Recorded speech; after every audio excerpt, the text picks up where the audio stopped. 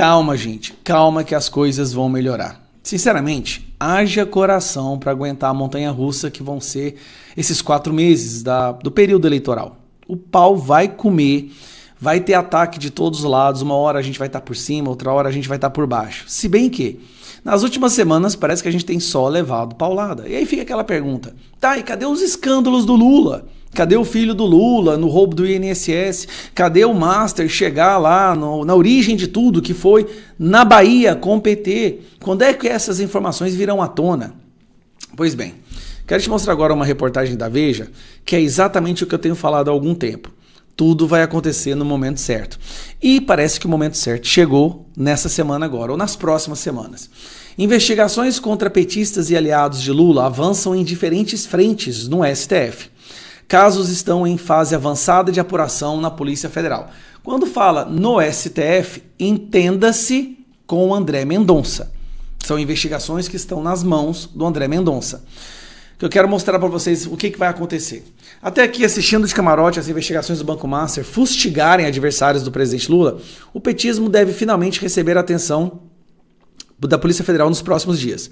As apurações miram figuras ligadas ao governo, que integram a base aliada no Congresso e que fizeram parte do Ministério Petista. A frente mais avançada é a que mira negócios da ala do PT na Bahia, com Daniel Vorcaro, mas há ainda apurações sobre a máfia do INSS que vão entrar na reta final, a partir dos dados e relatórios que serão enviados pela PF ao gabinete do ministro André Mendonça no STF. Então, são duas investigações que estão com o STF, que estão com o André Mendonça.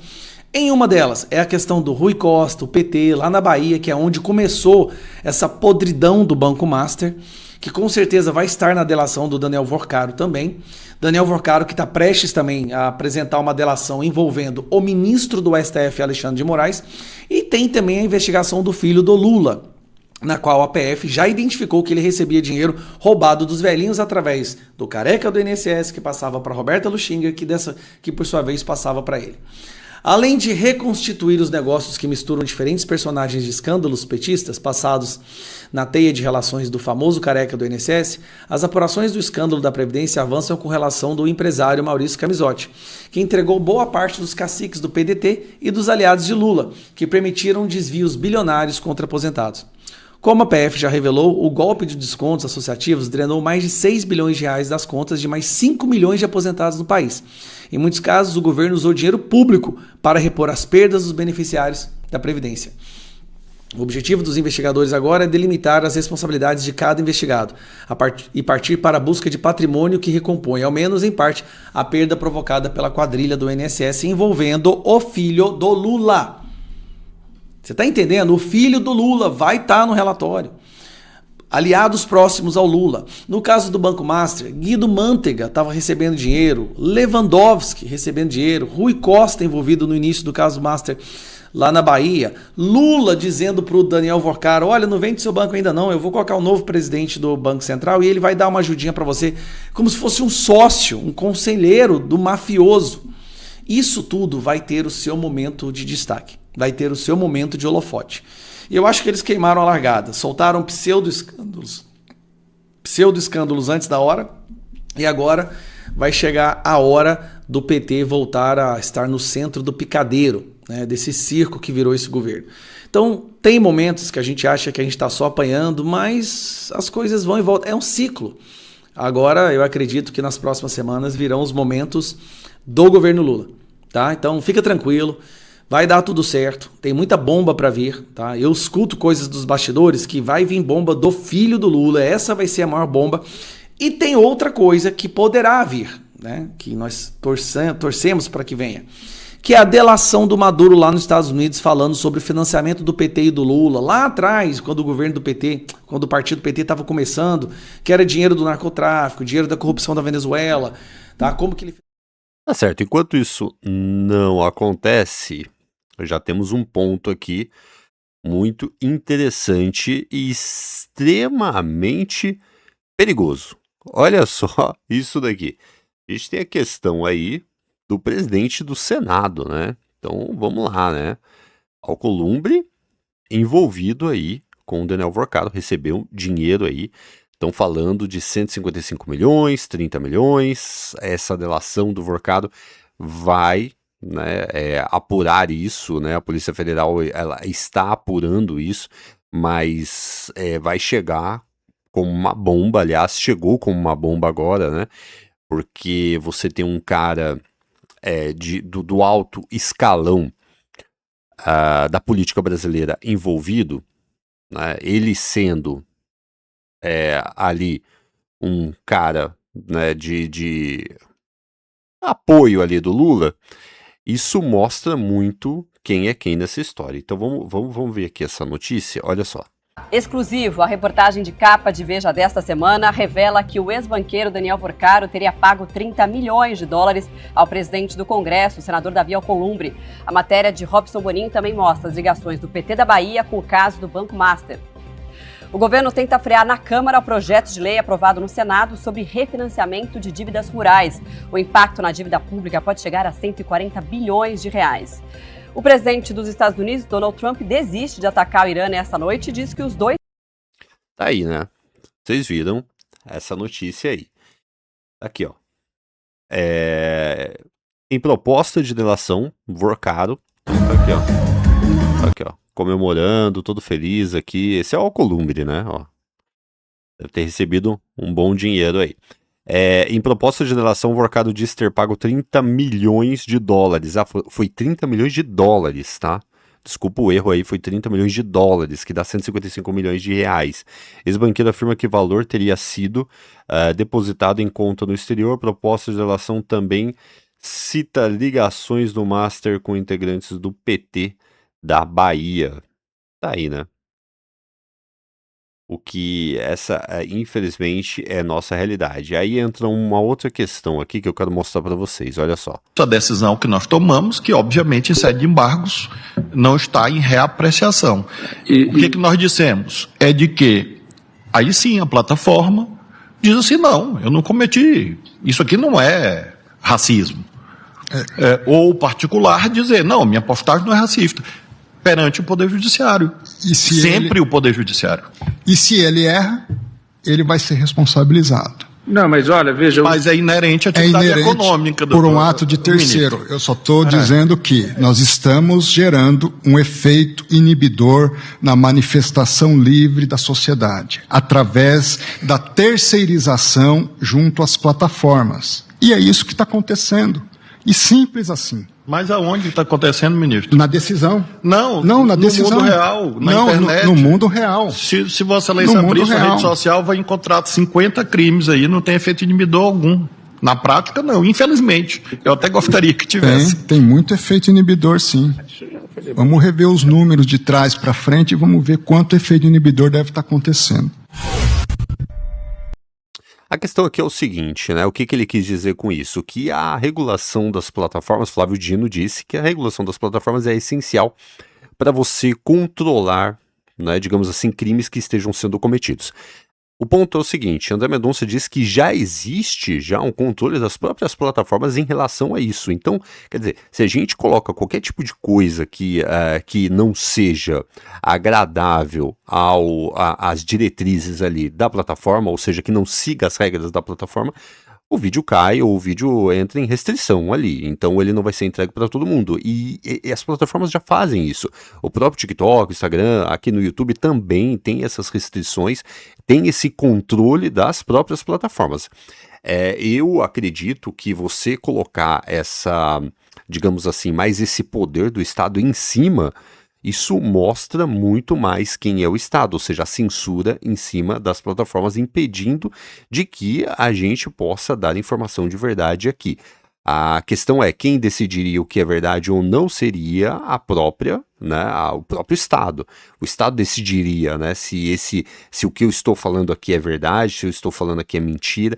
Então isso fere um pouco a questão da liberdade, porque a gente não teria tanta liberdade como a gente tem hoje para mostrar a realidade que a gente está vivendo. Por exemplo, tudo que eu mostro aqui, tudo que a gente tem todos os dias aqui insistido, a gente não mostraria mais, porque seria passível, isso obviamente, de uma ação do Estado contra as plataformas e, consequentemente, as plataformas já iriam buscar mecanismos para acabar com todo tipo de conteúdo que gerasse um mínimo de duplo sentido ali, ou uma possibilidade de interpretação ambígua ali da situação, né? Então, por exemplo, a plataforma entendendo que, bom, ele tá falando de política, mas ele tá falando bem, tá falando mal ali, de determinado político, não sei, vamos tirar esse conteúdo aqui, entendeu? Hoje tem possibilidades aqui dele tá falando mal, então vamos tirar esse conteúdo, é isso que poderia acontecer, né? O TSE, para que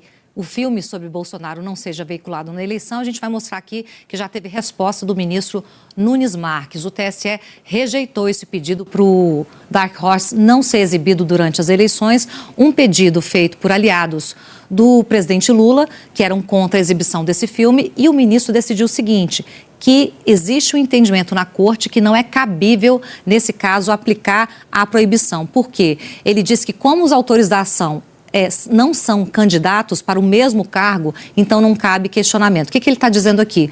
Por uma questão de precedente, uma questão técnica, e não pelo mérito se rodar um filme como esse vai interferir no voto, vai interferir em algo da eleição, ele então diz que não pode ser suspensa essa veiculação. Ele fala o seguinte, ausente, legitimidade ativa na representação por propaganda contra candidatos que concorrerão ao caso de presidente. E fala que os representantes não disputam a eleição na circunscrição nacional, tendo em vista que o Rogério Correia é deputado federal, pré-candidato também ao mesmo cargo, e o Marco Aurélio Carvalho é advogado, né, do grupo Prerrogativas, ele sequer vai concorrer.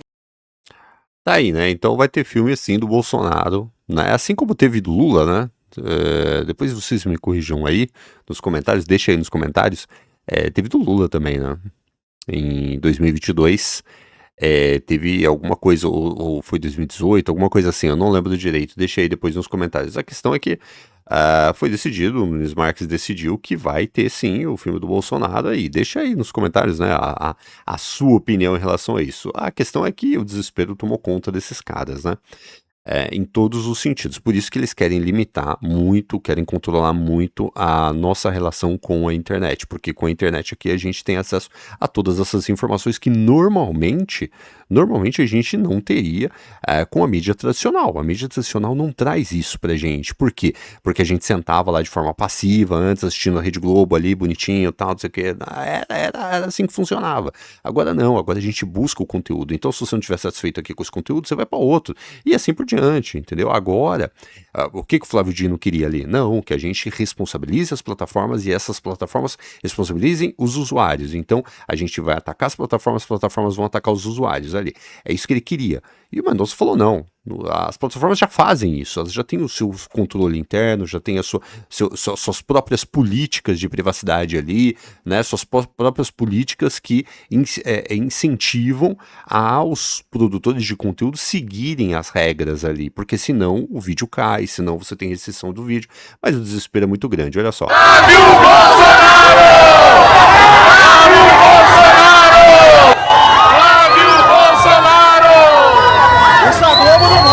Olha aí, ó, isso aqui, ó. Então você vê, isso daí é Belém do Pará, né? Norte do país, né? Agora olha esse outro aqui, ó. Boa tarde, né? E agradecer e ver essa galera, a base aqui hoje, olhando para vocês. E agradecer ao governo, né, por essa linha de crédito, porque eu sou uma pessoa que tive uma moto furtada e quando eu recebi o dinheiro do financiamento, mas quando eu fui lá financiar minha moto, eu fui negada. Então hoje eu trabalho com moto alugada e pago R$ 1.300. Olha só, R$ 1.300. Ou seja, né, ela teve a moto furtada por falta de segurança pública, não conseguiu financiamento por falta de emprego, ou seja, não tinha estrutura econômica ali para poder financiar uma moto. Tudo são situações que o próprio Estado ali, que o próprio PT criou para que ela ficasse nessa situação. E aí, o PT criou esse problema e ele mesmo criou a solução, que foi o quê? Dar um financiamento caríssimo para ela poder comprar uma moto. Então, assim, né, é uma situação que, infelizmente, a gente olha para isso e vê o poste mijando no cachorro, né? Porque não é possível. O cara que defende isso, o cara que defende, não a questão dela conseguir o financiamento ali, é muito importante que ela trabalhe, é muito importante todos os motoristas ali de aplicativo, todos os entregadores por aplicativo, isso ajudou muita gente mesmo. E essa é a essência do livre mercado, é isso que é o livre mercado. Você ter essa possibilidade de você fazer o que você quiser, a hora que você quiser, do jeito que você quiser, sem interferência do Estado. Quanto mais o Estado interfere, pior fica. Então, todas as ferramentas que você tem hoje, todos os meios de trabalho que você não tem muita mão do Estado ali, são ótimas ferramentas, são ótimos formatos, né, de trabalho, são ótimos meios de comunicação, são ótimos meios de trato social ali, né? Então, isso que é muito importante. Você tem a questão do WhatsApp, você não tem a regulação, Netflix, YouTube, né? Toda a internet, a entrega por aplicativo. Então, aí onde o Estado mete a mão, que é o quê? Os taxistas. Aí você vê muita regulação, produto caro, que, pô, até se você pegar antes, as pessoas não usavam táxi. Agora, todo mundo usa Uber, né? Então, você vê o Estado metendo a mão em cima ali, dá problema. Aí você tem um pouquinho de liberdade, pô, legal, todo mundo usa, né? Então, assim, eu sou muito a favor dessa livre iniciativa, do livre mercado, para que as pessoas possam cada vez mais ter essa liberdade. Mas aqui, você vê, é um exemplo claro, né? O Estado cagou tudo na vida da pessoa, aí depois foi lá, não, tudo bem, ó, que maravilha, ó, tudo dá um financiamento aqui para você aqui, ó, depois de 4 anos que ele tá no poder, né? É um absurdo isso daí. Transferência pelo governo do dinheiro esquecido. O TCU investiga transferência pelo governo do dinheiro esquecido nos bancos para um fundo que está sendo usado para o Desenrola 2.0. Rafaela Almeida, explica essa história. É isso aí, Evandro. Eu não sei se você consultou se tem dinheiro esquecido nos bancos, mas aqueles brasileiros que ainda não consultaram ou não retiraram, né, os valores esquecidos, saibam que esse dinheiro, de fato, é o que está no centro dessa discussão, onde bilhões de reais esquecidos pelos brasileiros, né, nas contas bancárias e outras instituições financeiras, está sendo utilizado para o projeto governamental. E o Tribunal de Contas da União está justamente investigando essa decisão do governo de transferir parte desses recursos para um fundo que estaria servindo como garantia das operações do Desenrola 2.0. Ou seja, tá tirando dinheiro de todo lugar e dando benefício para todo mundo, dando subsídio para todo mundo para poder ganhar a eleição. Essa é a realidade, é isso que está acontecendo. A gente precisa ficar bastante atento, tá? Não esqueça de curtir, tá? Deixa a curtida aí nesse vídeo que é muito importante. Mas é isso que está acontecendo. A gente precisa ter os olhos bem abertos para não cair nessas narrativas, essas falsas narrativas, nessas políticas baratas, né, que eles fazem, né, na política barata, que ele engana o povo, dá com uma mão, tira com a outra, e o povo, infelizmente, acaba caindo nessa história, né, de 4 anos acontece a mesma coisa, né, vamos pra cima, é difícil, mas a gente vai tentar mudar esse jogo aqui.